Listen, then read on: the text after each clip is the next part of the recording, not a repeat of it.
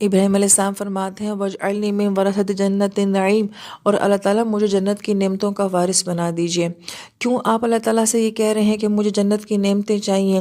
کہ زندگی کے مشکل فیصلے بعض اوقات آپ کو بہت ٹف لائف میں لے جاتے ہیں۔ ابراہیم علیہ السلام صرف والد کو تو نہیں چھوڑ رہے، بہت ساری چاہتیں، محبتیں، اپنے گھر کا آرام، سکون، یہ سب کچھ چھوڑنا، پھر اپنی جگہ کو چھوڑنا، اپنے محلے، اپنے ملک کو چھوڑنا، اپنی پوری کمیونٹی کو چھوڑنا، تو ایک بہت مشکل زندگی ہے جس کا آگے سامنا کرنا ہے۔ بھوک بھی ہے، پیاس بھی ہے، بیماری بھی ہے، تنہائی بھی ہے، سب کچھ ہے۔ تو دنیا میں جب آپ سب کچھ اتنا چھوڑ رہے ہیں تو اس کے بدلے میں آپ اللہ تعالیٰ سے کس چیز کی ڈیل کر رہے ہیں کہ اللہ تعالیٰ مجھے اس کے بدلے میں آخرت کی نعمتیں چاہیے۔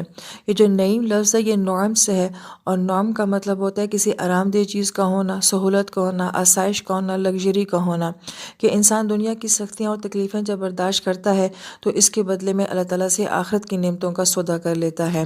اور پھر بڑی پیاری بات مفسر کرام یہ فرماتے ہیں کہ آپ نے صرف یہ نہیں کہا کہ مجھے جنت کی نعمتیں چاہیے، بلکہ آپ نے فرمایا کہ مجھے وراثت کے طور پر جو ہے وہ جنت کی نعمتیں چاہیے۔ اس لفظ کی بڑی خاص اہمیت ہے کہ دنیا میں جب آپ اپنے والد کو چھوڑتے ہیں تو ظاہری بات ہے کہ والد کی وراثت جو ہے وہ شرک سے بنی ہوئی ہے، تو آپ نے اپنے والد کی وراثت کو بھی چھوڑا ہے، اور وراثت چھوڑنا کوئی آسان کام نہیں ہوتا۔ اس کے بدلے میں آپ نے جنت کو جو ہے بطور وراثت مانگا ہے، اور جنت میں ہمارے اصل حقیقی والد کون ہے؟ آدم علیہ السلام ہے، تو ان کی اولاد ہونے کی حیثیت سے جنت جو ہے وہ مومن کو کس حیثیت سے دی جائے گی؟ بطور وراثت دی جائے گی۔ تو وہ ہے کہ دنیا میں جب آپ ایک چیز کو چھوڑتے ہیں تو اس کا نعم البدل بہت ہی خوبصورت انداز میں اللہ تعالیٰ آخرت میں دے دیتے ہیں۔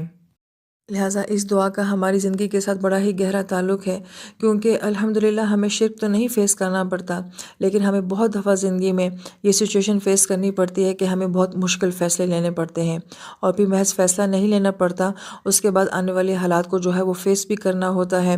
لہٰذا اس وقت کے لیے یہ بہت ہی خوبصورت دعا ہے کہ اللہ پاک ہمیں صحیح موقع پہ صحیح فیصلہ کرنے کی توفیق دے، اور اس کے بعد اس فیصلے کو نبھانے کی بھی توفیق نصیب فرمائے، اور ایسے فیصلے اللہ تعالیٰ ہمیں کرنے کی توفیق دیں کہ آنے والا وقت اور زمانہ کہے کہ آپ کے فیصلے صحیح تھے، آپ کی سوچ صحیح تھی۔